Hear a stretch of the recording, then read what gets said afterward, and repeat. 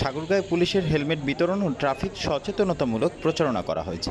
মঙ্গলবার দুপুরে জেলা ট্রাফিক বিভাগের আয়োজনে জেলা শহরের পুরাতন বাসস্ট্যান্ড এলাকায় পুলিশ সুপার উত্তম প্রসাদ পাঠকের পৃষ্ঠপোষকতায় হেলমেট বিতরণ ও সচেতনতামূলক প্রচারণা করা হয়। এ সময় প্রায় অর্ধশত মোটরসাইকেল আরোহীকে ফুলের শুভেচ্ছা জানান ও হেলমেট পরিয়ে দেন পুলিশ সুপার।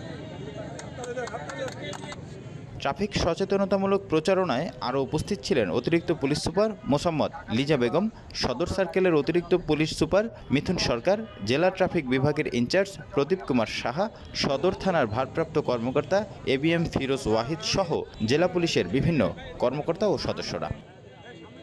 সারা জীবনের কান্না, যারাই মোটরসাইকেল আরোহী প্রত্যেকেরই কোনো না কোনো পরিবারের সদস্য, তাদের মা, তাদের বাবা, তাদের ভাই বোন সবাই আছে।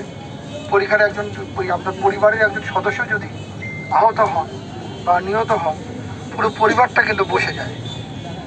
এজন্য আপনার নিজেই হেলমেট পরিধান করতে হবে এবং সাথে যদি আপনার কোনো পেছনে আরোহী থাকে তাকেও আপনার হেলমেট পরিধান করাতে হবে।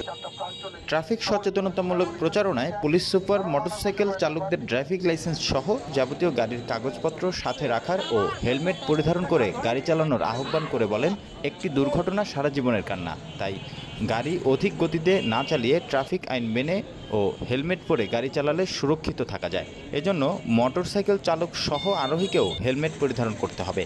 হেলমেট বিতরণ ও ট্রাফিক সচেতনতামূলক প্রচারণা চলমান আছে ও থাকবে বলে জানান জেলা ট্রাফিকের ইনচার্জ।